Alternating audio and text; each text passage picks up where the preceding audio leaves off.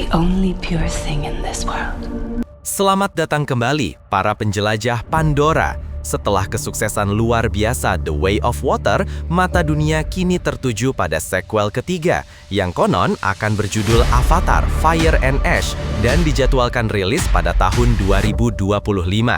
James Cameron telah berjanji bahwa film ini akan membawa kita ke wilayah Pandora yang belum pernah kita lihat dan yang lebih penting, memperkenalkan faksi Na'vi yang benar-benar baru. Hari ini kita akan membedah setiap bocoran, setiap rumor, dan setiap teori liar tentang bagaimana api akan mengubah wajah dunia biru ini. Siapkan diri Anda karena ini akan menjadi perjalanan yang intens. Sebelum melangkah maju, kita harus memahami di mana kita tinggalkan keluarga Sully. Mereka telah kehilangan Neteyam dan harus beradaptasi dengan kehidupan di suku Metkayina sambil terus dikejar oleh Rekom Quaritch.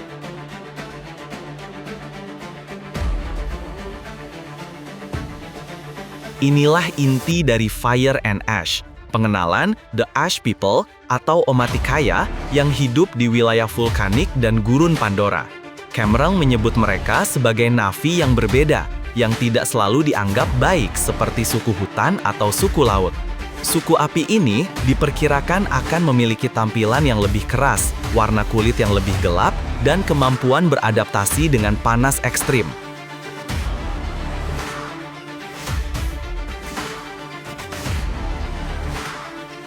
Ini bukan hanya perubahan pemandangan, ini adalah perubahan dalam dinamika pertempuran. Pergerakan dan persembunyian akan sangat berbeda di lingkungan terbuka yang panas ini, menantang taktik keluarga Sully.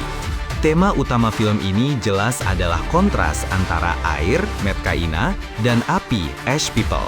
Cameron dikenal suka menggunakan elemen alam sebagai metafora konflik. Suku air menghargai harmoni dan koneksi, sementara suku api mungkin mewakili survivalisme yang keras dan isolasi. Akankah Jack harus membawa Metkayina ke lingkungan gurun, atau akankah suku api dipaksa ke air? Benturan budaya ini adalah cara Cameron menguji batas moral dan persatuan Na'vi.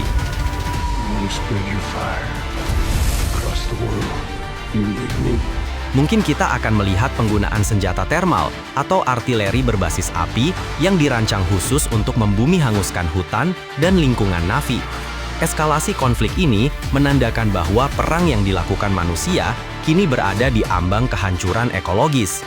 Ingat bagaimana Quaritch dihidupkan kembali sebagai Rekom? Film ini mungkin akan lebih mendalami teknologi pemindahan jiwa dan avatar manusia. Apakah ada karakter manusia lain yang dihidupkan kembali?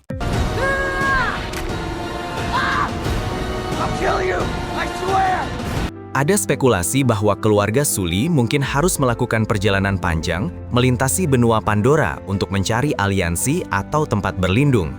Perjalanan ini akan menjadi epik, memaksa mereka menghadapi medan yang kejam dan suku-suku Na'vi yang tidak ramah.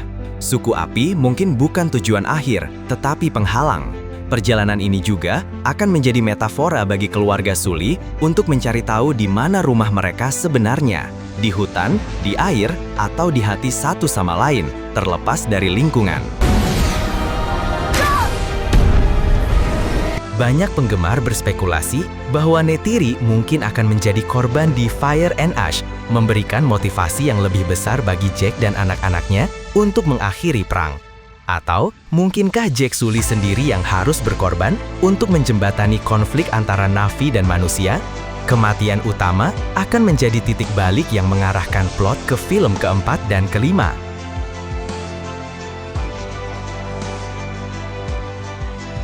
Suku api hidup di lingkungan yang sudah hancur. Apakah mereka menjadi Ash People karena bencana alami atau karena ulah RDA? Konflik ini bisa menjadi peringatan global tentang konsekuensi hidup di lingkungan yang ekstrim dan sumber daya yang menipis. Kehadiran suku api bisa menjadi alasan bagi RDA untuk menggunakan taktik bumi hangus, membenarkan judul Fire and Ash. Kunci kemenangan Na'vi terletak pada persatuan. Jack harus meyakinkan suku api dan mungkin suku-suku Na'vi lain untuk bergabung melawan musuh bersama. Ini akan menjadi tantangan besar, karena Na'vi sangat teritorial dan memiliki sejarah konflik internal.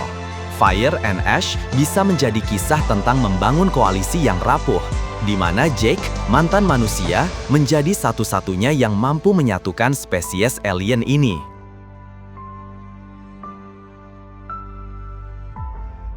Suku Api harus menawarkan estetika dan budaya yang benar-benar berbeda untuk memuaskan penggemar. Film ini harus membuktikan bahwa konflik dan drama keluarga Sully sama menariknya dengan visual yang menakjubkan, menjamin investasi emosional penonton.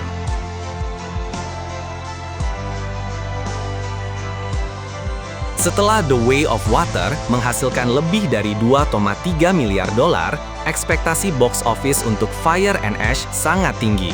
Namun, kesuksesan akan sangat bergantung pada seberapa baik film ini di marketing. Jika trailer menampilkan elemen api dan gurun dengan visual yang sama revolusionernya dengan air, film ini berpotensi menjadi salah satu film terlaris sepanjang masa.